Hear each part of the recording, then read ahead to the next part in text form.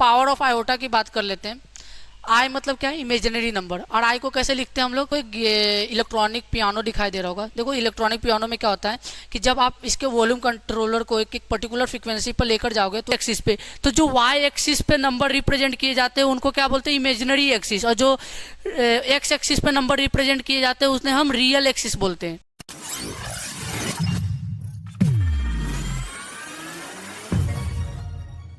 Hello दोस्तों, कैसे हैं आप लोग। आई होप आप सभी बढ़िया होंगे, मस्त होंगे। मेरा नाम राहुल सिंह है, मैं बीटेक कंप्यूटर साइंस का स्टूडेंट हूँ। मुझे मैथमेटिक्स पढ़ना और पढ़ाना बहुत अच्छा लगता है, इसलिए मैं आप लोगों को आपके मैथमेटिक्स की जर्नी में आपकी मदद करने वाला हूँ। हम लोग स्टार्ट कर रहे हैं अपने महाराष्ट्र बोर्ड का फर्स्ट चैप्टर कॉम्प्लेक्स नंबर, जो कि मैथमेटिक्स पार्ट 2 का है। ठीक है, तो हम लोग मैथमेटिक्स पार्ट 2 स्टार्ट कर रहे हैं उसके फर्स्ट चैप्टर से, कॉम्प्लेक्स नंबर से। यहाँ पे आप लोगों को कॉम्प्लेक्स नंबर का डेफिनेशन दिखाई दे रहा होगा, लेकिन हम इस डेफिनेशन को पढ़ने से पहले हम इसकी कुछ हिस्ट्री जानेंगे कि कॉम्प्लेक्स नंबर सिस्टम डेवलप किस किस तरीके से हुए, किन किन लोगों ने अपना इनपुट दिया है इस नंबर सिस्टम को डेवलप करने के लिए, किस किस तरीके से ये नंबर सिस्टम डेवलप हुए। उसके बाद जब उसकी इंसाइट हमें मिल जाएगी तो हम आकर इस डेफिनेशन को पढ़ेंगे, तो आपको ये डेफिनेशन बहुत अच्छे से क्लियरिटी के साथ समझ में आएगा। ठीक है, तो हम इस डेफिनेशन को पढ़ने से पहले हम इसकी हिस्ट्री समझने की कोशिश करते हैं कि इसकी हिस्ट्री क्या रही है। ठीक है, तो एक फर्स्ट एडी के अंदर एक व्यक्ति हुए जिनका नाम था हीरोन्स ऑफ अलेक्जेंड्रिया। ये वही हीरोन्स है जिसकी मदद से आपने एरिया ऑफ ट्रेंगल के फॉर्मूले निकाले, एरिया ऑफ ट्रेंगल निकाले होंगे। सब आपने पढ़ा होगा क्लास 8 में, 9th या 10th में, कि हीरोन्स का फॉर्मूला। ठीक है, जिनकी मदद से हम एरिया ऑफ ट्रेंगल निकालते थे, ये वही व्यक्ति है जिनका नाम है हीरोन्स ऑफ अलेक्जेंड्रिया। इन्होंने फर्स्ट सेंचुरी एडी में अपनी बुक, एक स्टेरोमेट्रिया बुक है इनकी, उस बुक में इन्होंने इमेजरी नंबर सिस्टम के बारे में कुछ इंसाइट दिए हुए हैं। ठीक है, ये बता पाना बहुत ही मुश्किल है कि सबसे पहले कौन ऐसा व्यक्ति था जिन्होंने कॉम्प्लेक्स नंबर जैसे नंबर सिस्टम डेवलप किए, तो ये बता पाना बहुत मुश्किल है। लेकिन जो डॉक्यूमेंट है, उस डॉक्यूमेंट की मदद से जो मुझे जानकारी पता चली है, या मैंने जो जानकारी गेन किया है विकिपीडिया की मदद से और अलग अलग प्लेटफॉर्म की मदद से, तो उसमें से मुझे डॉक्यूमेंटेड व्यक्ति का जो नाम पहला पता चलता है वो हीरोन्स ऑफ अलेक्जेंड्रिया हैं, जिन्होंने फर्स्ट सेंचुरी एडी में अपनी बुक स्टेरियोमेट्रिया में एक इमेजरी नंबर जैसे कॉन्सेप्ट को इंट्रोड्यूस किया था। उन्होंने एक क्वेश्चन अराइज किया था, वो क्वेश्चन क्या था हम लोग समझेंगे, लेकिन हमें अब तक क्या पता है कि अगर हम लोग रूट ऑफ 16 का अगर स्क्वायर रूट निकालेंगे तो क्या आता है, +-4 आता है। ठीक है, अगर रूट ऑफ 25 का स्क्वायर रूट निकालेंगे तो उसका आंसर क्या आता है, +-5 आता। तो इन्होंने कहा कि क्या होगा अगर हम रूट ऑफ -16 का स्क्वायर रूट निकालेंगे तो क्या आएगा। ठीक है, ये उन्होंने क्वेश्चन अराइज किया, और देखते हैं कि चलो अब तक हमें जो जानकारी पता है नंबर सिस्टम के बारे में, उसकी मदद से इसके स्क्वायर रूट निकालने की कोशिश करते हैं और सेटिस्फाई करने की कोशिश करते हैं क्या ये स्क्वायर रूट इसका निकल भी सकता है या नहीं भी। ठीक है, जैसे हमें पता है कि अगर हम लोग रूट ऑफ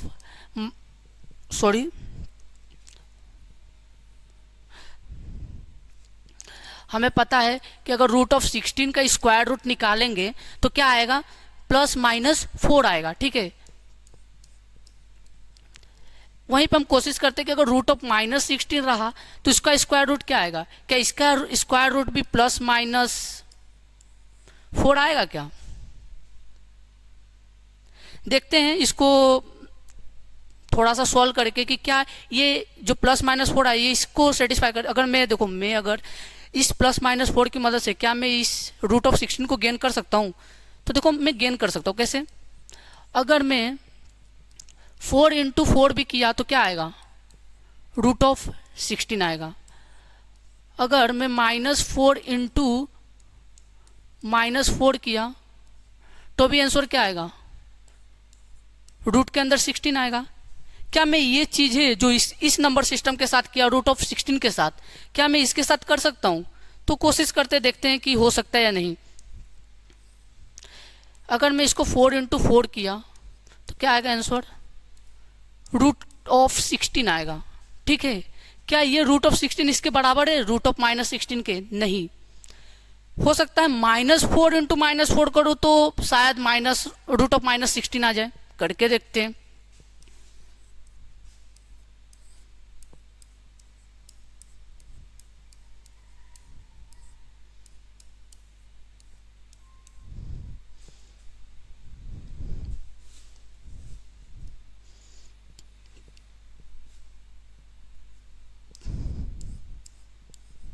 ये भी हमें पता है ना कि अगर माइनस इंटू माइनस होता है तो प्लस हो जाता है, अगर मल्टीप्लिकेशन के साथ है। अगर माइनस इंटू प्लस होता है तो माइनस हो जाता है, प्लस इंटू प्लस होता है तो प्लस हो जाता है, प्लस माइनस इंटू में अगर होता है तो क्या लिखते हैं हम लोग, माइनस लिखते हैं। ये आप क्लास 8 में पढ़े होगे, क्लास 7-8 में आपको प्लस इंटू माइनस माइनस होता है, माइनस इंटू प्लस माइनस होता है, फिर प्लस इंटू प्लस अगर रहा तो प्लस होता है, ठीक है।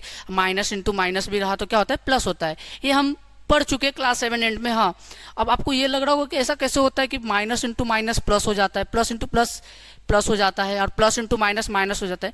इसके बारे में भी हम लोग पढ़ेंगे किसी दूसरे लेक्चर में। 10-15 मिनट का एक लेक्चर बनाऊंगा जहाँ पे आपको इसके बारे में इंसाइट दूंगा कि प्लस इंटू माइनस माइनस ही क्यों होता है, माइनस इंटू माइनस प्लस कैसे हो जाता है, ठीक है।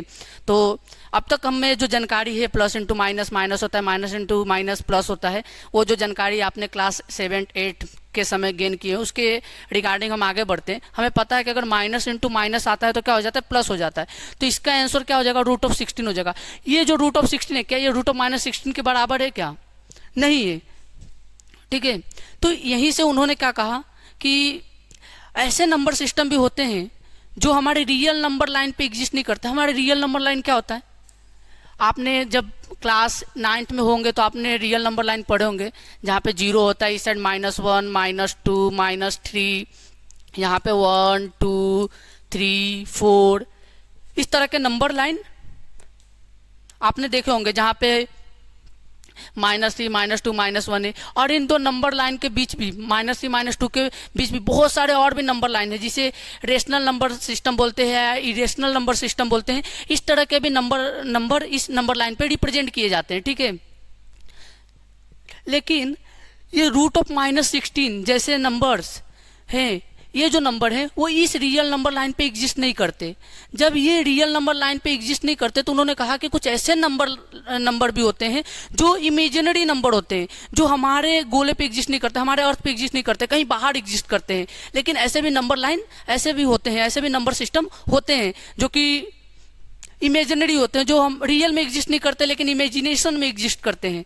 तो उन्होंने इस तरह के कॉन्सेप्ट लोगों को समझाने की कोशिश किया अपने समय फर्स्ट एडी में, ठीक है। लेकिन लोगों ने इनकी बातों को उतना ज़्यादा सीरियस नहीं लिया, उतना ज़्यादा एक्सेप्टेंस नहीं दिया, ठीक है।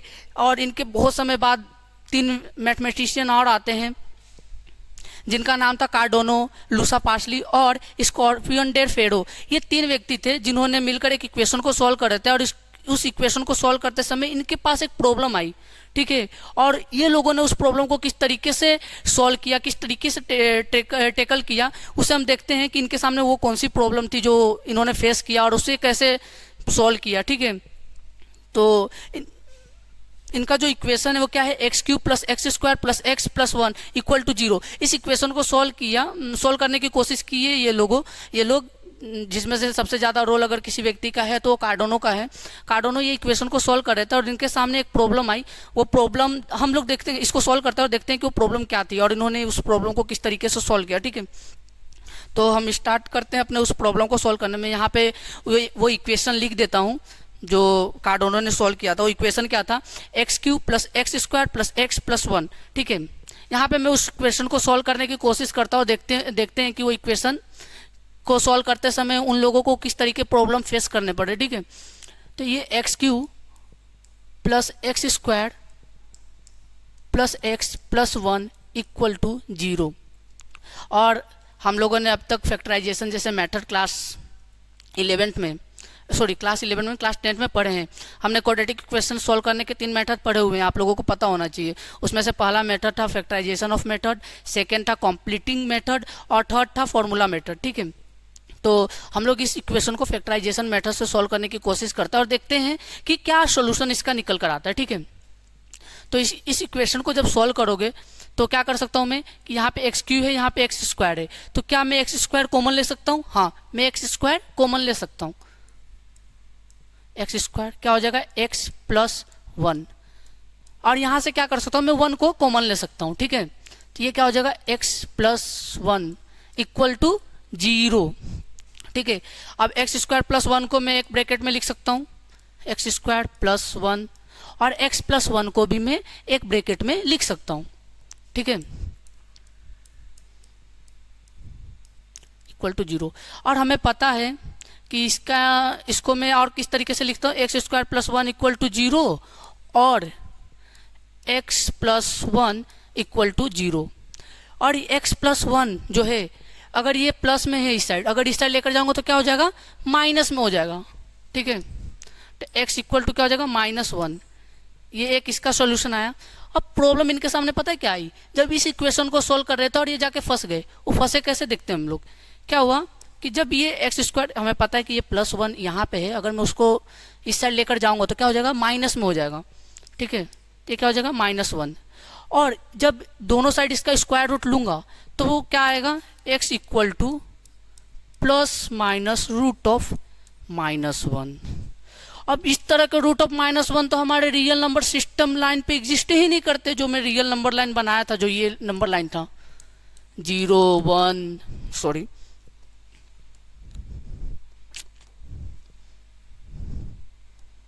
0 1 2, यहाँ पे -1 -2 -3, ये जो नंबर लाइन हमने क्लास 10 9 10 में जो पढ़े हैं, इस नंबर लाइन पे ये जो √(-1) है वो तो एग्जिस्ट ही नहीं करता। √(-1) ही नहीं, बल्कि जितने भी रूट के अंदर माइनस वाले नंबर हैं वो ये नंबर लाइन पे एग्जिस्ट ही नहीं करते। तो इन्होंने क्या किया कि इन्होंने कहा कि जब कभी भी √(-1) आएगा, ठीक है, उसकी जगह पे हम लोग उसे i से रिप्रेजेंट करेंगे। ठीक है, तो इन्होंने इस √(-1) को बोल दिया +-i, और ये जो i है इसे इमेजिनरी नंबर बोलते हैं। ठीक है, और ये जो i है वो एक ग्रीक, ये तो हमारे इंग्लिश अल्फ़ाबेट की स्मॉल लेटर से लिया गया है। उन्होंने इसको i से नहीं लिखा था, आयोटा से लिखा था, जिसे हम लोग इस तरीके से रिप्रेजेंट करते हैं। लेकिन हम इस आयोटा को अपने इंग्लिश अल्फ़ाबेट के स्मॉल लेटर i से भी डिनोट कर सकते हैं। ठीक है, तो उन्होंने इसे √(-1) को i से रिप्रेजेंट कर दिया। और तुम सोच रहे होगे कि अभी तो √(-1) आया तो आपने बोला कि इसे i से रिप्रेजेंट कर दो। अगर क्या होगा अगर √(-16) आ गया, √(-25) आ गया, तो क्या हम वहाँ भी i j k l इस तरीके से अल्फ़ाबेटिकल सिंबल्स के साथ रिप्रेजेंट करते रहेंगे? तो ऐसा नहीं है। देखो हम क्या कर सकते हैं, अगर √(-16) है तो इसे मैं कैसे लिख सकता हूँ, इसे मैं लिख सकता हूँ ना कि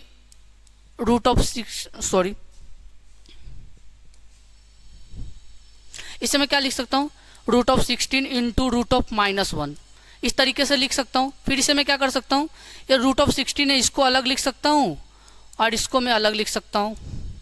ठीक है, और जो √(16) है उसका क्या होता है, स्क्वायर रूट क्या निकल के आता है, +-4 आता है। और √(-1) को कार्डोनो ने क्या किया कि जब कभी भी √(-1) आए उसे किससे रिप्रेजेंट करना है, उसे i से रिप्रेजेंट करना है, जिसे आयोटा बोलते हैं। ठीक है, वो ग्रीक अल्फ़ाबेट के अंदर आने वाला अल्फ़ाबेट है, जिसे आयोटा से रिप्रेजेंट किया जाता है। जो भी इमेजिनरी नंबर है उसे आयोटा से रिप्रेजेंट करते हैं, और हम अपने इंग्लिश अल्फ़ाबेट के अंदर उसी इमेजिनरी नंबर को स्मॉल लेटर i से रिप्रेजेंट करते हैं। तो इन्होंने क्या कहा कि जब कभी भी √(-1) आएगा तो उसकी जगह पे हम लोग क्या करेंगे, i से रिप्रेजेंट करेंगे। तो यहाँ पे देखो √(-1) आया, तो इस √(-1) को किससे लिख सकते हैं हम लोग, i से।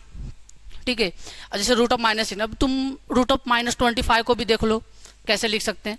अगर √(-25) है तो इसे मैं किस तरीके से ब्रेक डाउन कर सकता हूँ, और इसको मैं लिख सकता हूँ 25 इंटू -1, और फिर मैं इसको और कैसे लिख सकता हूँ, 25 इंटू √(-1). और मैं क्या बोला कि जब कभी भी √(-1) दिखाई दे उसकी जगह पे क्या लिखना है, i लिखना है।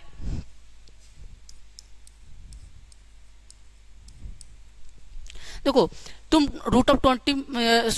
आप इसको इस तरीके से भी लिख सकते, मतलब मैं क्या बोला कि जब भी √(-1) आए उसकी जगह पे i से लिखना है। ठीक है, सुनो, और ये हमें पता है कि अगर 25 है उसका स्क्वायर रूट क्या निकल कर आता है, +-5 निकल कर आता है। तो हम लोग इससे +-5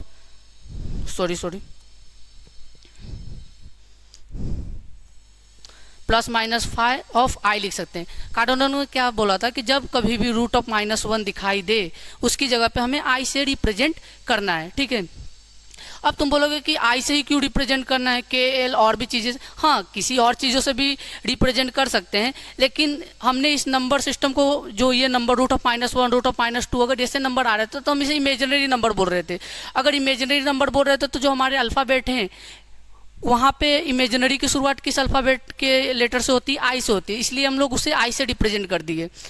ठीक है, आप आई की जगह पे √1 भी लिख सकते हो, लेकिन ये लिखना बहुत वियर्ड सा लग रहा था। मतलब कि अगर हर जगह पे 5√1, 6√1, ये देखकर बहुत वियर्ड लग रहा था, तो उस वियर्डनेस को ही कम करने के लिए उन्होंने बस इस √1 को एक सिंबल दे दिया जो कि आई था। ठीक है, इतना समझ में आया?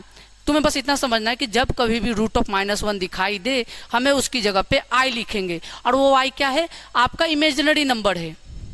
ठीक है, जो कि हमारे रियल नंबर सिस्टम लाइन पे एग्जिस्ट नहीं करते, जो कि ये रियल नंबर लाइन से। ठीक है, आगे चलते हैं। ये चीज़ें और भी धीरे धीरे जब हम प्रॉब्लम सॉल्व करेंगे तो तुम्हें धीरे धीरे खुद ही इसकी आइडिया हो जाएगी और तुम इसके साथ यूज्ड टू हो जाओगे, तो ये तुम्हें देखकर वियर्ड नहीं लगेगा। ठीक है, तो थोड़ा समय देते हैं और भी आगे बढ़ते हैं और चीज़ों को समझने की कोशिश करते हैं। जब हम इसके प्रॉब्लम सॉल्व करेंगे तो धीरे धीरे जब आप प्रॉब्लम सॉल्व करोगे तो इन चीज़ों की तुम्हें आदत हो जाएगी और तुम्हें बहुत ज़्यादा फर्क नहीं पड़ेगा आई लिखने से। ठीक है, उतना ज़्यादा मतलब आप लोगों को तकलीफ नहीं होगी कि ये क्या कॉम्प्लेक्स नंबर है। कॉम्प्लेक्स नंबर सुनने में ऐसा बहुत अजीब सा लग रहा है कि कॉम्प्लेक्स नंबर है, बहुत हार्ड टॉपिक होगा। बहुत ही ईजी टॉपिक है, बहुत ही ईजी चैप्टर है, हम लोग इजीली इसको सॉल्व कर लेंगे और आपको भी पूरे कॉन्फिडेंस भी रहेगा कि हाँ, इस तरह के कोई भी प्रॉब्लम आए कॉम्प्लेक्स नंबर को हम इजी सॉल्व कर सकते हैं।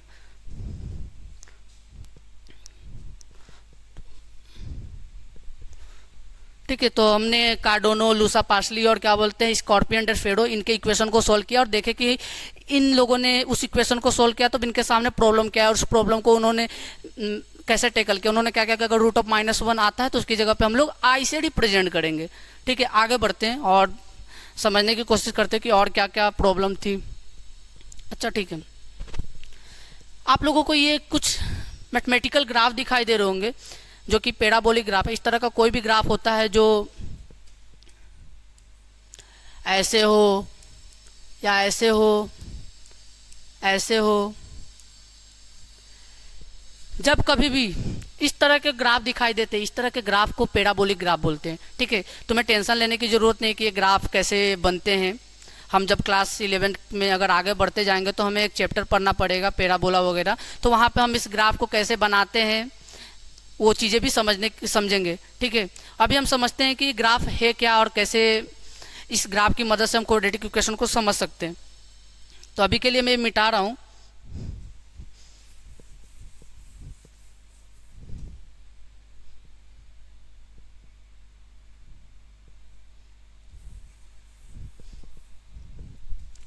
जब आप क्लास 10th में होगे तो आपने ये इक्वेशन देखा होगा, y = ax² + bx + c = 0, जो कि एक क्वाड्रेटिक इक्वेशन था, क्वाड्रेटिक इक्वेशन का जनरल फॉर्म था।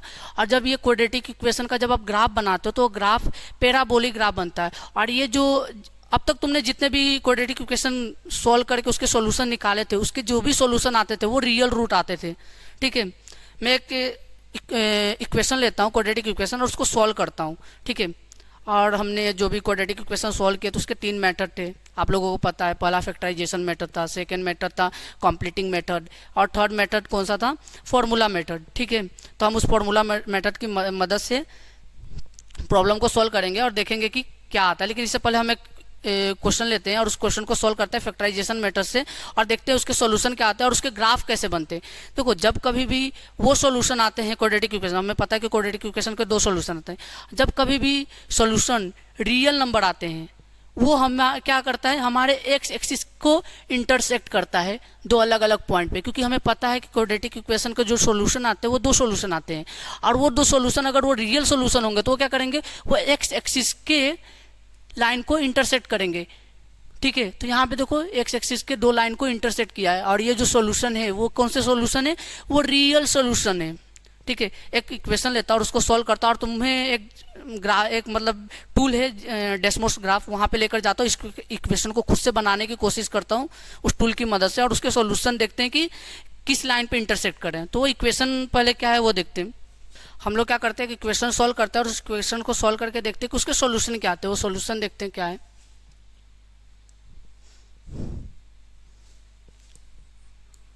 (2x² - x - 6 = 0, इस इक्वेशन को सॉल्व करते हैं और देखते हैं कि इसके सॉल्यूशन क्या आता है और फिर इसके सॉल्यूशन को हम ग्राफ पे रिप्रेजेंट करके देखेंगे कि इनके सॉल्यूशन एक्सिस को किस किस पॉइंट पे इंटरसेक्ट करते हैं। ठीक है, तो क्या होगा, 2x² minus 4x plus 3x minus 6 equal to 0। यहाँ से क्या कर सकता हूँ मैं, 2x कॉमन ले सकता हूँ।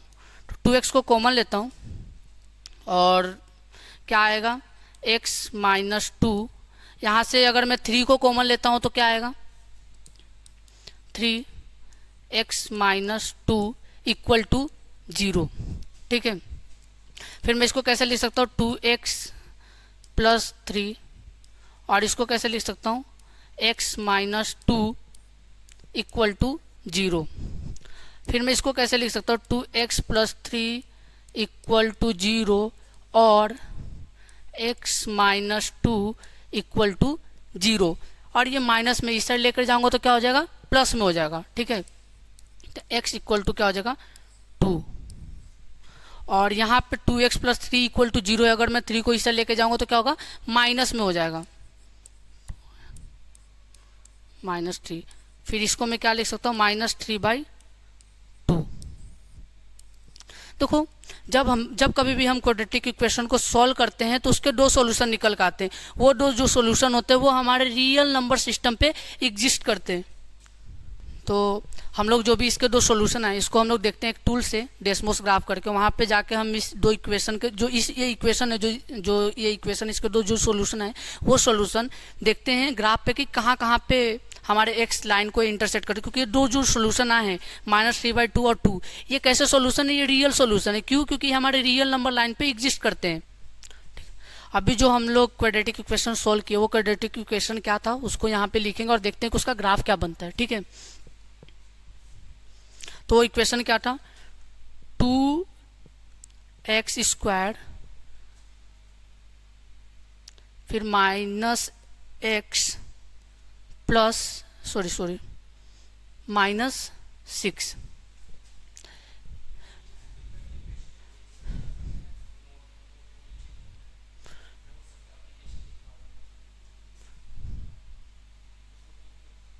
ठीक है, देखो ये इक्वेशन ये था ना, 2x² -x -6 इक्वल टू 0, और यहाँ पे भी क्या है, 2x² -x -6 इक्वल टू 0। और ये जो इक्वेशन थे इसके सॉल्यूशन कैसे आए थे, रियल सॉल्यूशन आए थे। क्या था, एक -3/2 और एक था 2। यहाँ पे ध्यान से देखो, इसके जो दो सॉल्यूशन आए, क्या आया था, एक क्या आया है 2 और एक क्या है -1.5, यही आया ना। देखो, कभी भी लाइन जो एक्स एक्सिस को इंटरसेक्ट करती है तो उसका जो वाई एक्सिस होता है वो क्या होता है, 0 होता है। ये सब हम क्लास 10 में पढ़े हुए हैं अपने, हम लोग जब ग्राफ पढ़ रहे थे, या जब हम कार्टेशियन प्रोडक्ट जैसी चीज़ें पढ़ रहे थे, ज्योमेट्री में पढ़े होगे आप, कोऑर्डिनेट ज्योमेट्री, वहाँ पे आप लोगों ने ये सब चीज़ें पढ़े होगे कि जब भी एक्स एक्सिस को कोई भी लाइन इंटरसेक्ट करता है तो उसका जो वाई एक्सिस होता है वो 0 होता है। तो ये जो वाई एक्सिस से 0 है। ठीक है, हमें इस पे ध्यान देने की जरूरत है। हमारा सोल्यूशन क्या था, हमारा सोल्यूशन आया था -3/2। अगर -3/2 को अगर हम लोग सिंपल में लिखे तो क्या आता है, -1.5 आता है, और ये कैसा है, 2 है। तो ये दो सोल्यूशन आए थे। तो देखो यहाँ पे -1.5 और यहाँ पे 2, और ये जो दो सोल्यूशन है वो किस लाइन को इंटरसेक्ट करे, वो एक्स एक्सिस को इंटरसेक्ट कर रहे हैं। ध्यान से देखो, ये हमें इसको ही तो हम एक्स एक्सिस बोलते हैं और इसको वाई एक्सिस बोलते हैं।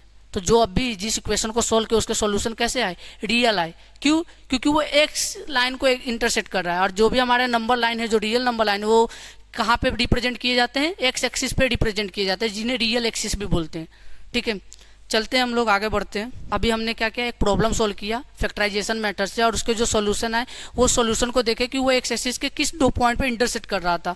तो एक -3/2 पे इंटरसेक्ट कर रहा था और एक 2 पे इंटरसेक्ट कर रहा था। ठीक है, तो जितने भी क्वाड्रेटिक इक्वेशन होते हैं उनके जो ग्राफ बनते हैं वो कैसे ग्राफ बनते हैं, पैराबोलिक ग्राफ बनते हैं। और जब उनके सॉल्यूशन आते हैं तो वो एक्स एक्सिस को इंटरसेक्ट कर, अगर रियल सॉल्यूशन आए। अगर इमेजिनरी सॉल्यूशन आता है तो वो एक्स एक्सिस को इंटरसेक्ट करते हैं या वाई एक्सिस को, वो भी देखते हैं। ठीक है, तो ये एक इक्वेशन है और इस इक्वेशन को सॉल्व करते हैं और देखते हैं कि इसके सॉल्यूशन क्या आते हैं। तो अभी जो इक्वेशन था वो क्या था, x² + x + 1 = 0। ठीक है, हम क्लास 10 में फॉर्मूला मेथड पढ़े थे। जहाँ पे हम लोग डिटर्मिनेंट निकालने जैसे कॉन्सेप्ट भी पढ़े थे, ठीक है। उसकी मदद से हम लोग देखेंगे कि ये जो इक्वेशन है इसके जो रूट्स है वो रियल रूट्स हैं या नॉट रियल रूट्स है, ठीक है। तो पहले हम लोग इसके ए बी सी की वैल्यू निकाल लेते हैं, कंपेयर कर लेते हैं। किससे कंपेयर करेंगे? जो कि क्वाड्रेटिक इक्वेशन का जो जनरल फॉर्म होता है, वो जनरल फॉर्म क्या है?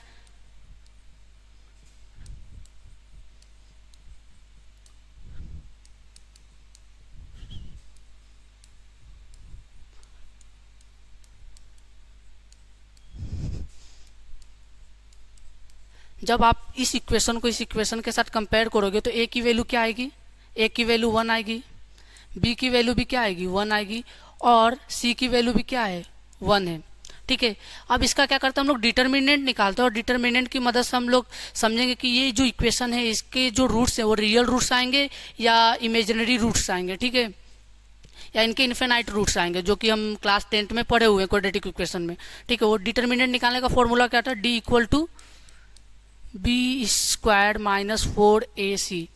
ये जो क्वाड्रेटिक इक्वेशन को सॉल्व कर रहे हैं हम लोग फॉर्मूला मेथड से कर रहे हैं, ठीक है।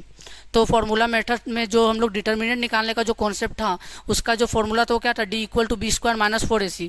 तो बी की जगह पे उसकी वैल्यू रख दो, क्या है? 1, या 1 स्क्वायर हो जाएगा 4। ए की वैल्यू भी 1 है और सी की वैल्यू भी 1 है, और जब आप इसको निकालोगे तो क्या आ जाएगा? 1 माइनस 4 आएगा, और ये क्या हो जाएगा? -3। जब कभी भी डिटर्मिनेंट निकालते समय अगर उसकी वैल्यू निगेटिव आती थी तो जो उसका रूट्स होता था वो नॉट रियल रूट्स होते थे। अगर जब कभी भी डी की वैल्यू लेस देन 0 रहता था तो हम उसको क्या बोलते थे? Not real root.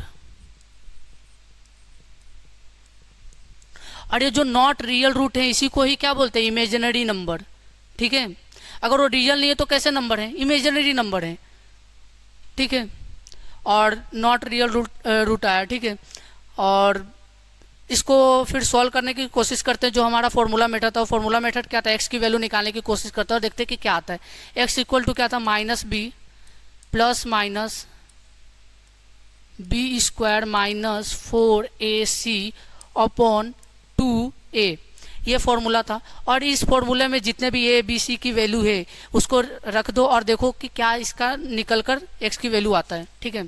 तो ये माइनस बी की वैल्यू कितना है? 1 है। यहाँ पे देखो बी की वैल्यू 1 है, सी की भी 1 है, ए की भी 1 है, ठीक है।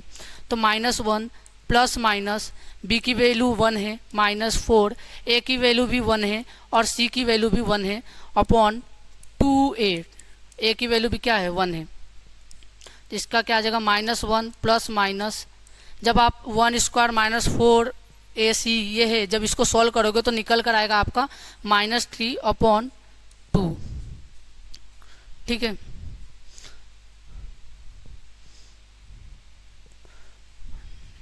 ये निकल कर आया, ठीक है।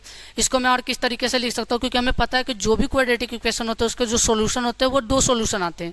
तो इसके भी 2 सॉल्यूशन होंगे। पहला क्या है? -1 प्लस रूट ऑफ -3 अपॉन 2, और सेकंड क्या होगा? x equal to -1 minus root of -3 upon 2। ये 2 सॉल्यूशन आए, ठीक है।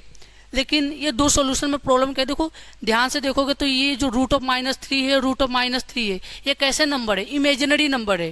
क्योंकि जब कभी भी रूट के अंदर माइनस आता है तो वो कैसे नंबर हो जाते हैं? इमेजिनरी नंबर होते हैं। और ये जो 2 सॉल्यूशन है, अगर इसको तुम ग्राफ बनाने की कोशिश करोगे तो ये y एक्सिस को इंटरसेक्ट करेंगे, ठीक है। तो हम लोग फिर से डेसिमल्स पे चलते हैं और इस इक्वेशन को लिखते हैं और देखते हैं कि उसका ग्राफ कैसा बनता है।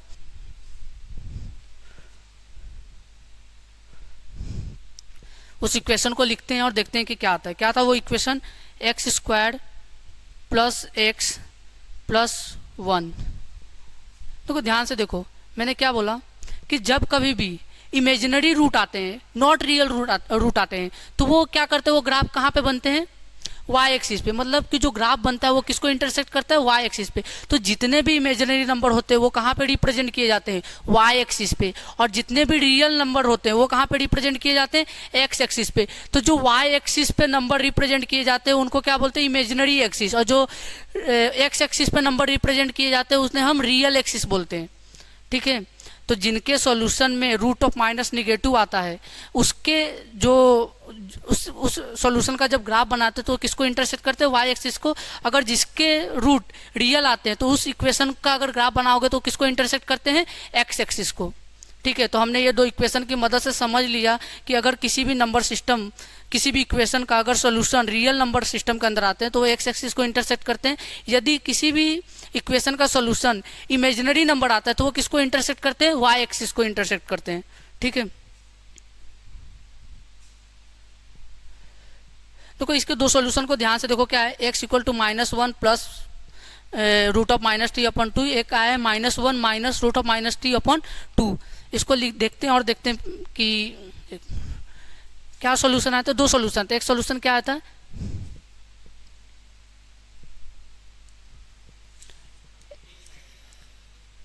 x इक्वल टू क्या था, -1 माइनस रूट ऑफ -3/2।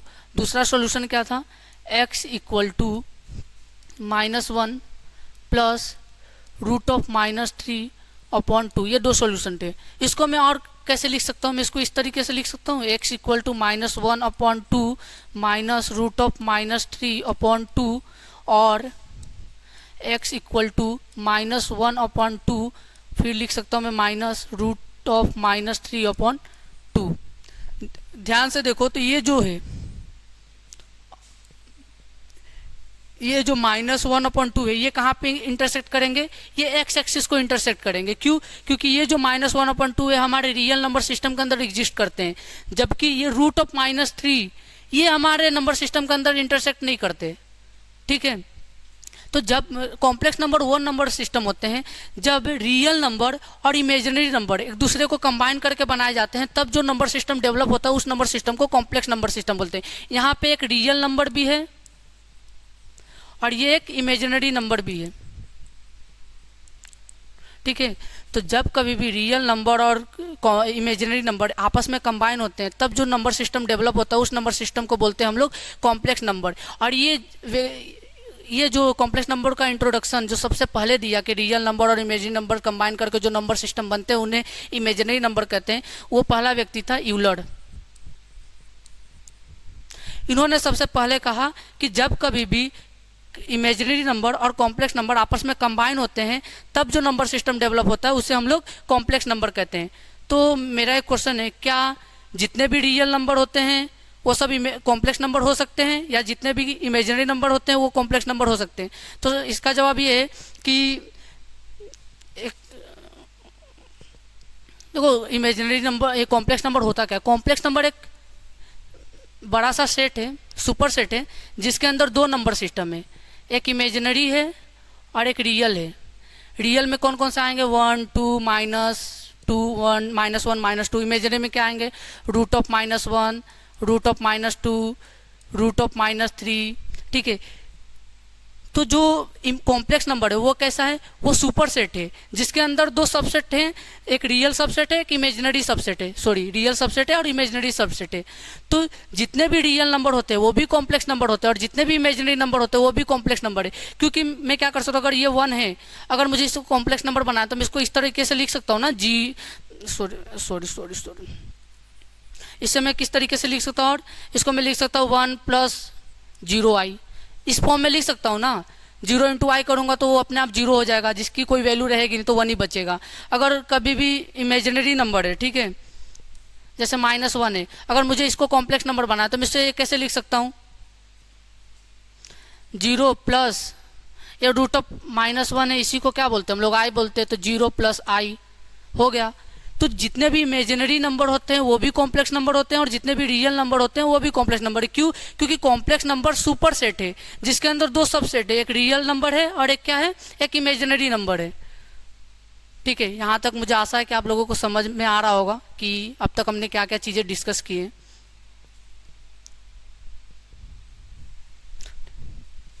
और मैं आप लोगों को बता चुका हूँ कि जो नंबर हमारे एक्स एक्सिस पे एग्जिस्ट करते हैं उन्हें हम रियल एक्सिस बोलते हैं और जो नंबर वाई एक्सिस पे रिप्रेजेंट करते हैं उन्हें हम इमेजिनरी नंबर बोलते हैं। ठीक है, मतलब जब भी क्वाड्रेटिक इक्वेशन को सॉल्व करेंगे उनके अगर सॉल्यूशन एक्स एक्सिस को इंटरसेक्ट करेंगे तो वो रियल एक्सिस कहलाएंगे।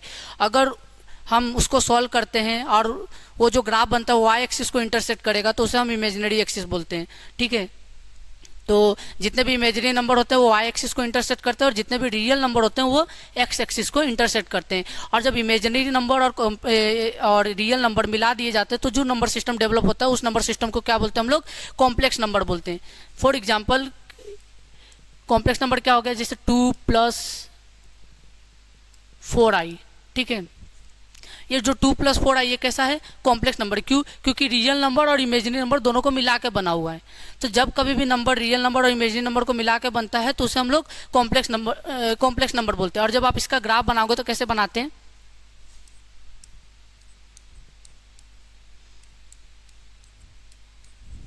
तुम्हें देखना होगा, जैसे टू कहाँ पे, यहाँ पे है। 2 कैसा है, रियल नंबर है ना, रियल नंबर कहाँ पे एग्जिस्ट करता है, एक्स एक्सिस पे, तो 2 देखोगे यहाँ पे। और फिर 4 देखोगे कि वाई एक्सिस पे कहाँ पे, क्योंकि आई के साथ है। तो आई के साथ जो नंबर है उसको कहाँ पे देखेंगे हम लोग, वाई एक्सिस पे देखेंगे। और वो वाई एक्सिस पे कहाँ पे एग्जिस्ट करेगा, मान लो यहाँ पे 4। तो ठीक है, तो इन दोनों को मिलाकर एक ग्राफ बनेगा, ठीक है। यहाँ पे क्या एग्जिस्ट करता है, 2+4i, ठीक है। तुम्हें क्या करना है कि ये रियल नंबर कहाँ पे है, एक्स एक्सिस पे एग्जिस्ट करता है। तो यहाँ पे 2 पे मैं एक गोला बनाया, फिर देखूंगा कि 4 आई के साथ है। तो अगर आई के साथ जो नंबर एसोसिएटेड उसके कहाँ देखेंगे हम लोग, वाई एक्सिस पे देखेंगे। फिर वाई एक्सिस पे देखेंगे 4 यहाँ पे, मतलब ये यहाँ पे। फिर इन दोनों को ऐसे लेकर लाइन खींचेंगे और ये जो 2 लाइन जहाँ पे इंटरसेक्ट करेंगे वो इक्वेशन जो बनेगा 2+4i होगा, ठीक है। तो हम इमेजिनरी नंबर को इस तरह से ग्राफ पे रिप्रेजेंट करते हैं, जो कि हमारे महाराष्ट्र बोर्ड के सिलेबस के अंदर शायद से ग्राफ जैसी चीज़ें नहीं है। तो भी मतलब किस तरीके से ग्राफ पे रिप्रेजेंट किया जाता है वो मैं आप लोगों को बता दिया, ठीक है। अब इतना कुछ जानने के बाद एक चीज़ और भी समझ लेते हैं कि जो कॉम्प्लेक्स नंबर होता है उसका जनरल फॉर्म क्या होता है।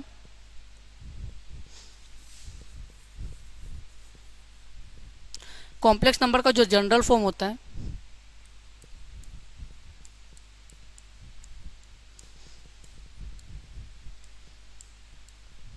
कॉम्प्लेक्स नंबर का जो जनरल फॉर्म क्या होता है, a+ib, ठीक है।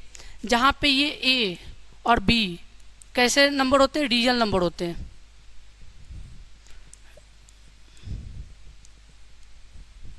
और i जो होता है वो क्या होता है, √(-1) होता है, ठीक है।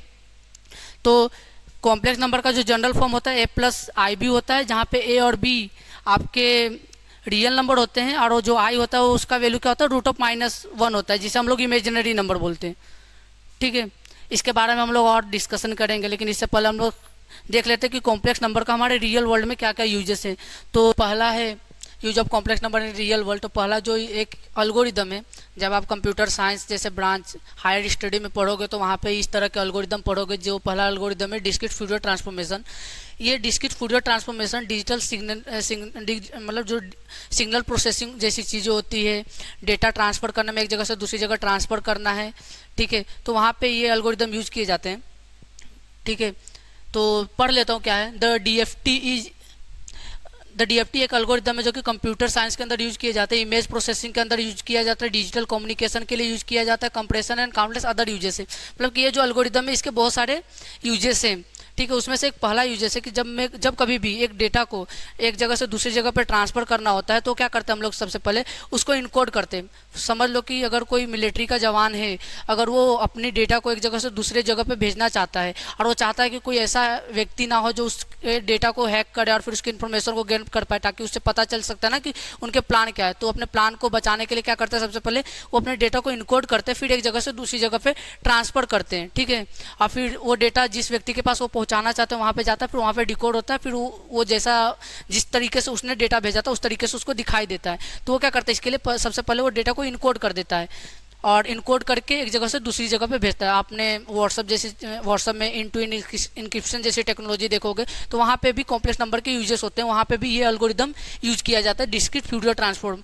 एक देखो एक इमेज दिखाई दे रहा है जहाँ पे आपको एक क्लियर इमेज दिखाई दे रहा है और यहाँ पे वो इस इमेज आपको दिखाई नहीं दे रहा है, ठीक है। क्या क्या इस इमेज को मुझे मान लो कि एक जगह से दूसरी जगह पे भेजना है, तो मैं क्या करूँगा, और मैं चाहता हूँ कि ये इमेज किसी तीसरे व्यक्ति को पता ना चले कि इमेज है क्या, तो मैं क्या करूँगा, इसको पहले मैं इनकोड कर दूंगा। जब इनकोड कर दूंगा तो इस तरीके से दिखाई देने लगेगा और फिर इस डेटा को मैं एक जगह से दूसरी जगह पे भेजूंगा। अगर कोई थर्ड पार्टी इस डेटा को चुराने की कोशिश करेगा तो उसके पास जो डेटा जाएगा वो इस तरीके के डेटा जाएगा जो कि उसको समझ में नहीं आएगा, और मैं जिस व्यक्ति को भेजना चाहता हूँ उसके पास जब ये डेटा जाएगा तो उसको ये चीज़ें समझ में आएगी। तो मतलब कि हम जब डेटा को एक जगह से दूसरी जगह पे भेजना चाहते हैं बिना किसी थर्ड पर्सन के हैक किए, तो उस समय भी हम इस तरह के एल्गोरिदम यूज करते हैं। ठीक है, और भी चीज़ें जैसे मान लो कि आपको जब आप कभी भी फ़ोटो अपलोड कर रहे होगे, ठीक है, तो कहीं कहीं पे ऐसा लिख के आता है कि ये जो फोटो की साइज़ है वो 10 MB की है, लेकिन जो वेबसाइट है वो केवल और केवल 20 KB 30 KB की ही डेटा मतलब वो ले सकता है, लेकिन आपकी जो डेटा है फोटो की साइज़ है वो 20 MB की है। तो उस तरह के मतलब कि क्या होता है कि कहीं पे डेटा कंप्रेशन जैसी टेक्नोलॉजी होती है जहाँ पे आप क्या करते हो, इस फोटो को डालोगे, वो क्या करता है उसके साइज़ को कम करके मतलब उसकी डेटा को कम करके आपको देता है, फिर आप वहाँ पे अपलोड कर सकते हो। मान लो आपकी 10 MB की जो डेटा है उसको क्या करेगा, वो फिर से 20 KB में कन्वर्ट कर देगा, फिर आप उस 20 KB की डेटा को वहाँ पे अपलोड कर सकते हो। तो डेटा कंप्रेशन जैसी टेक्नोलॉजी भी डेवलप करने के लिए कॉम्प्लेक्स नंबर जैसे सिस्टम का यूज किया जाता है। ठीक है, जैसे आप क्लास 11 में एटॉमिक स्ट्रक्चर पढ़ोगे तो वहाँ पे आप श्रोडिंगर इक्वेशन जैसी चीज़ें पढ़ोगे, तो जो भी एटम्स होते हैं उनके जो इलेक्ट्रॉनिक स्ट्रक्चर, उन स्ट्रक्चर को पढ़ने के लिए भी कॉम्प्लेक्स नंबर जैसे सिस्टम यूज होते हैं। लार्ज हाइड्रोजन कोलाइडर जैसी टेक्नोलॉजी सुने होगे, इस टेक्नोलॉजी को भी डेवलप करने में कॉम्प्लेक्स नंबर का बहुत बड़ा योगदान रहा है। और कभी कभी क्या होता है कि जब आप बहुत हायर स्टडी कर रहे होगे तो वहाँ पे बड़े बड़े इक्वेशन होते हैं, उस इक्वेशन का सॉल्यूशन रियल नंबर से निकाल पाना मुश्किल होता है या बहुत टाइम कंज्यूमिंग होते हैं। तो कॉम्प्लेक्स नंबर की मदद से हम इक्वेशन को कम टाइम में जल्दी से निकाल कर दे सकते हैं। ठीक है, तो कॉम्प्लेक्स नंबर की मदद से हम बड़े बड़े इक्वेशन को भी इजीली सॉल्व कर पाते हैं, तो वहाँ पे भी कॉम्प्लेक्स नंबर यूज होता है। क्वांटम फिजिक्स जैसे ब्रांचेस में भी कॉम्प्लेक्स नंबर यूज होता है। टाइम डायलेशन सुने होंगे आपने, थियरी ऑफ रिलेटिविटी सुना होगा, वहाँ पे भी कॉम्प्लेक्स नंबर यूज होते हैं उनके इक्वेशन को सॉल्व करने के लिए। फिर आपको एक इलेक्ट्रॉनिक पियानो दिखाई दे रहा होगा। देखो इलेक्ट्रॉनिक पियानो में क्या होता है कि जब आप इसके वॉल्यूम कंट्रोलर को एक पर्टिकुलर फ्रीक्वेंसी पर लेकर जाओगे तो वो क्या करता है, अलग अलग तरीके के साउंड प्रोड्यूस करता है। हो सकता है कि आप किसी की को क्लिक करोगे तो स्लो आवाज़ सुनाई दे, और किसी की को क्लिक करोगे तो ज़्यादा आवाज़ सुनाई देता है, मतलब कहीं पे कम कहीं पे ज़्यादा ज़्यादा। ठीक है, तो जब हम लोग उसके वॉल्यूम कंट्रोलर को किसी पर्टिकुलर फ्रीक्वेंसी पर लेकर जाते हैं तब हम लोग उसके की को क्लिक करते हैं तो अलग अलग प्रकार के साउंड क्रिएट होते हैं। ठीक है, तो एक इनपुट देने पे मल्टीपल आउटपुट निकल कर आते हैं। तो इस तरीके की भी टेक्नोलॉजी डेवलप करने में कॉम्प्लेक्स नंबर जैसे सिस्टम यूज होते हैं। कॉम्प्लेक्स नंबर हमारे म्यूजिक जैसी चीज़ों को भी डेवलप करने के लिए यूज होते हैं, क्योंकि पियानो की मदद से हम लोग क्या करते हैं, म्यूजिक ही तो प्रोड्यूस करते हैं। तो म्यूजिक जैसी चीज़ों को भी डेवलप करने के लिए कॉम्प्लेक्स नंबर जैसी चीज़ें यूज होते हैं। और फिर यहाँ पे नीड ऑफ कॉम्प्लेक्स नंबर, जो कि मैं आप लोगों को बता चुका हूँ, फिर से बता देता हूँ कि x² + 1 = 0 है। फिर इस x² + 1 को इससे लेकर जाऊंगा तो क्या आ जाएगा, -1 आ जाएगा। फिर इसका सोल्यूशन निकालता तो क्या आता है, +-√(-1). अब मैंने आप लोगों को बता दिया है कि जब कभी भी √(-1) दिखाई दे उसकी जगह पे क्या लिखना है, i लिखना है, +-i। ठीक है, और भी इक्वेशन सॉल्व कर लेते हैं।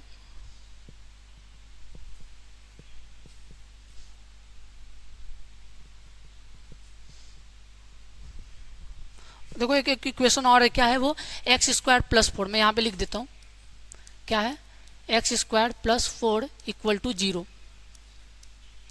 x², इसको मैं क्या लिखता हूँ, +4 है ना, जब मैं इसे लेके जाऊंगा तो क्या आ जाएगा, -4 आएगा। ठीक है, तो -4 लिख सकता हूँ। फिर मैं क्या कर सकता हूँ, इसका स्क्वायर रूट लूंगा। जब स्क्वायर रूट लूंगा तो क्या आएगा, +-√(-4).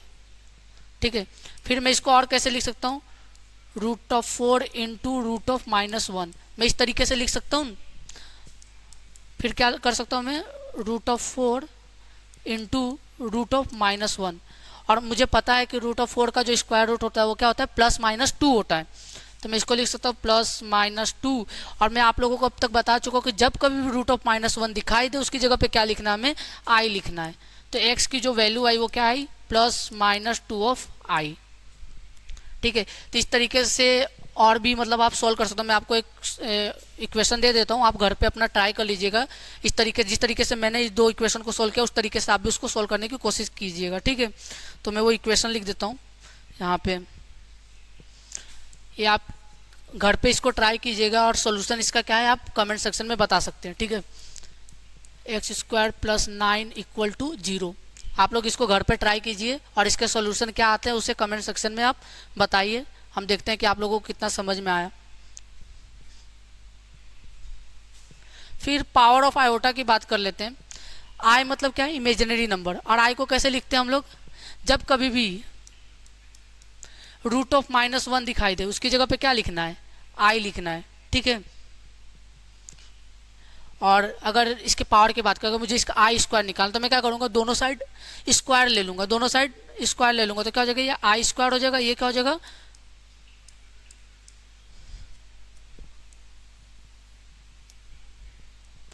इसको मैं कैसे लिख सकता हूँ, इस मुझे पता है कि आई इक्वल टू क्या होता है, रूट ऑफ -1 होता है। फिर मुझे अगर आई स्क्वायर निकालना, तो मैं क्या करूँगा, दोनों साइड स्क्वायर ले लूँगा। जब स्क्वायर लूँगा तो इस तरीके से बनेगा, ये आई स्क्वायर हो जाएगा, रूट ऑफ -1 का स्क्वायर हो जाएगा। जब रूट ऑफ -1 का स्क्वायर करूँगा तो क्या आएगा, -1 आएगा। अगर मुझे आई क्यू निकालना है तो क्या करूँगा, फिर से मैं आई दोनों साइड मल्टीप्लाई कर दूंगा। अगर इस यहाँ भी आई से मल्टीप्लाई कर दूंगा और यहाँ भी आई से मल्टीप्लाई कर दूंगा, तो ये आई स्क्वायर इंटू आई क्या हो जाएगा, आई क्यू हो जाएगा, ठीक है। तो मैं क्या करता हूँ, दोनों साइड आई से मल्टीप्लाई करता हूँ, तो ये आई स्क्वायर है, यहाँ पे आई लिख सकता हूँ, ये -1 पहले से यहाँ पे आई लिख सकता हूँ, ठीक है। अब आई स्क्वायर इंटू आई क्या होता है, आई क्यू होगा, और ये -1 इंटू आई क्या हो जाएगा, -आई। अगर मुझे i⁴ निकालना, तो मैं क्या करूँगा, फिर से आई से मल्टीप्लाई कर दूंगा, आई क्यू को आई से मल्टीप्लाई दोनों साइड कर दूंगा, तो क्या हो जाएगा, i⁴ इंटू आई हो जाएगा, -i इंटू आई हो जाएगा, ठीक है। करके देखते हैं, ये i⁵ है, यहाँ पे आई कर सकता हूँ, ये पहले से इधर -i है, फिर यहाँ पे आई करता हूँ, ठीक है। तो ये i⁵ इंटू आई कितना हो जाएगा, i⁴ हो जाएगा, तो i⁴ ये -i स्क्वायर हो गया, ठीक है। और मैं आप लोगों को बताऊं कि जो आई स्क्वायर उसकी वैल्यू क्या है, -1 है, तो आई स्क्वायर की जगह पे क्या लिख सकता हूँ मैं, -1 लिख सकता हूँ। तो i⁴ माइनस पहले से आई स्क्वायर की जगह पे क्या लिख सकता हूँ, -1 लिख सकता हूँ। तो i⁴ इक्वल टू क्या हो जाएगा, माइनस इंटू माइनस क्या होता है, प्लस होता है, तो ये 1 आ गया, ठीक है। अब मैं i⁵ निकालना, तो मैं क्या करूँगा, फिर से आई इसके दोनों साइड मल्टीप्लाई करूँगा और फिर देखूंगा क्या आता है। तो i⁴ इंटू आई प्लस 1 इंटू आई, फिर i⁴ इंटू आई क्या होता है, i⁵ हो जाएगा, और ये क्या हो जाएगा तुम्हारा, 1 इंटू आई क्या होगा, आई होगा। अब ध्यान से देखो कि जो i⁵ है वो आई के बराबर आ गया, मतलब इसके बराबर आ गया है, और आई को क्या लिख सकता हूँ, और मैं रूट ऑफ -1 लिख सकता हूँ, मतलब i⁵ इक्वल टू आई के बराबर, क्योंकि आई की वैल्यू भी कितनी है, रूट ऑफ -1 है, i⁵ की वैल्यू कितना है, रूट ऑफ -1 है। अगर मैं i⁵ निकालने की कोशिश करूँ तो क्या आएगा, इस i⁵ के दोनों साइड मल्टीप्लाई करूंगा,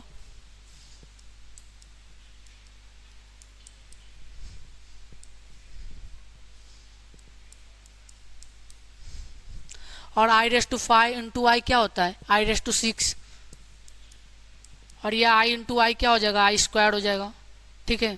तो i⁵ हम मुझे पता है कि आई स्क्वायर की वैल्यू कितना है, -1, इसकी जगह पे -1 लिख सकता हूँ।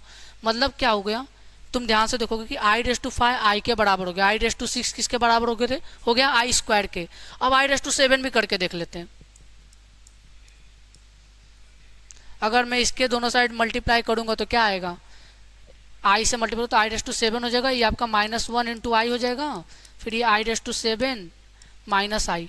अब ध्यान से देखो, जो i⁵ की वैल्यू कितनी आई है, -i, और यहाँ पे i⁵ की भी वैल्यू कितनी आई, -i, मतलब कि i⁵ आई के बराबर हो गया, i⁵ आपके आई स्क्वायर के बराबर हो गया, और i⁵ जो है वो आपके आई क्यू के बराबर हो गया। अब i⁵ भी करके देख लेते हैं। इसके दोनों साइड अगर मैं आई से मल्टीप्लाई करूँगा तो देखो क्या आएगा, ये i⁵ हो जाएगा, और ये -i पहले से, फिर एक आई मल्टीप्लाई होगा, फिर ये i⁵, और ये i इंटू आई क्या हो जाएगा, -i स्क्वायर, और मुझे पता है कि -i स्क्वायर है, तो i⁵ माइनस आई स्क्वायर की वैल्यू कितनी है, -1 है, यहाँ पे -1 लिख सकता हूँ मैं, और ये जो है माइनस इंटू माइनस क्या होता है, प्लस होता है, तो इसकी जगह पे मैं क्या लिख सकता हूँ, 1 लिख सकता हूँ। तो i⁵ की वैल्यू कितनी आ गई, 1 आ गई। i⁵ की वैल्यू -i के बराबर थी। तो तुम ध्यान से देखो और समझो क्या हुआ। अगर मैं i निकाला तो रूट ऑफ -1 आया, आई स्क्वायर निकाला तो -1 हुआ, आई क्यू निकाला तो मैं -i हुआ, i⁴ निकाला तो 1 हुआ। फिर मैं क्या किया कि मैं i⁵ भी निकाला, तो क्या आया, -1, सॉरी आई रेस टू 5 का रूट ऑफ -1 आया, जो कि किसके बराबर है, आई के बराबर है। फिर मैं आई रेस टू 6 निकाला तो उसकी वैल्यू कितनी, -1, और वो किसके बराबर है, आई स्क्वायर के बराबर है। और फिर मैं आई रेस टू 7 निकाला तो क्या आया, -i आया, जो कि आई रेस टू क्यू के बराबर है। फिर आई रेस टू 8 निकाला तो क्या आया, 1 आया, जो कि आई 4 के बराबर है। तो क्या मैं इसका जनरल फॉर्म लिख सकता हूँ? मैं आई रेस टू 8 को क्या लिखूंगा, इसका अगर मुझे जनरल फॉर्म लिखना हो तो मैं क्या लिख सकता हूँ, जो आई है, आई का पावर अगर 4 के मल्टीपल होंगे तो उसके जो आंसर आएंगे वो क्या आएंगे, 1 आएंगे। तो मैं इसको ऐसा लिख सकता हूँ 4n, ये लिख सकता हूँ ना। अब मुझे आई रेस टू 5 है, उसको कैसा लिख सकता हूँ, आई रेस टू 4n+1। सॉरी मैं अलग पेज पे लिखता हूँ फिर से, फिर आपको समझाने की कोशिश करता हूँ। जो आई है उसकी वैल्यू कितनी थी, रूट ऑफ -1, और ये किसके बराबर था, आई रेस टू 5 के बराबर था, ठीक है। जो आई स्क्वायर था उसकी वैल्यू कितनी थी, -1, और ये किसके बराबर था, आई रेस टू 6 के बराबर था। जो आई क्यू थी उसकी वैल्यू कितनी थी, -i, और ये किसके बराबर था, आई 7 के भी बराबर था।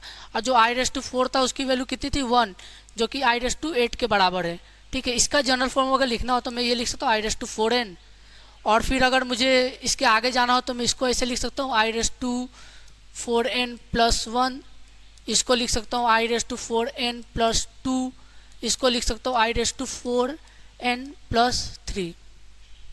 ध्यान से देखो, अगर मैं इसकी ये जो n है, n कैसा है, नेचुरल नंबर है। जहाँ पे जो n है, ये जो n है, n belong to natural number, ठीक है। नेचुरल नंबर कहाँ से स्टार्ट होते हैं, 1 से लेके अनंत तक, जो भी नंबर इन्फिनाइट तक जाते हैं वो नेचुरल नंबर होते हैं। अगर यहाँ पे 1 रखोगे आई रेस टू 4, तो आई रेस टू 4 की वैल्यू क्या आएगी, 1 आएगी, ठीक है। और जब आप यहाँ पे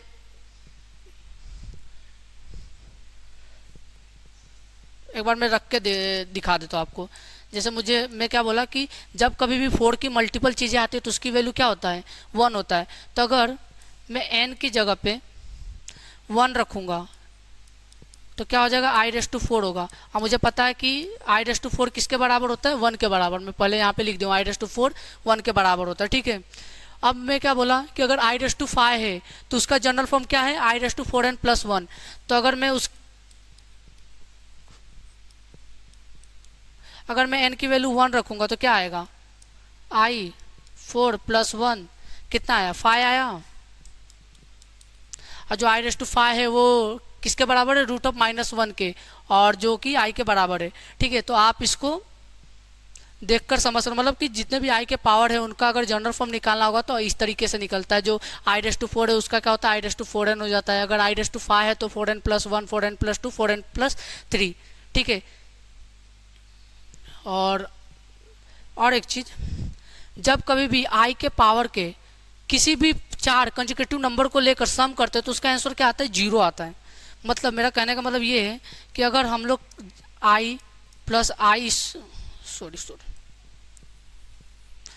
जब कभी भी हम लोग i+i²